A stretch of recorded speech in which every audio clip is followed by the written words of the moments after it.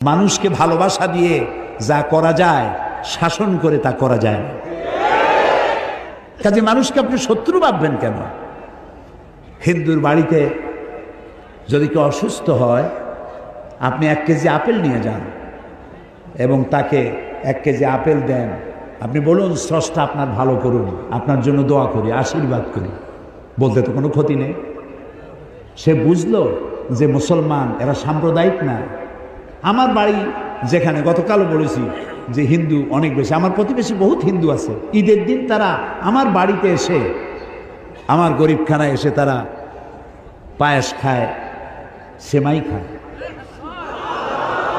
আমি এমপি থাকাকালীন মসজিদও বানাইছি, তাদের মন্দিরও বানাইছি। আমার বাপের টাকা দিয়ে তো বানাইনি, সরকারের কাছ থেকে টাকা নিয়েছি, বানাই দিয়েছি। শত্রুতা কেন করবে? আমার এ ঘর ভাঙ্গিয়াছে যে বা, আমি বাঁধি তার ঘর, আপন করিতে ঘুরিয়া বেড়াই, যে করেছে মরে পর। কাজে মানুষকে ভালোবাসতে শিখুন, মানুষকে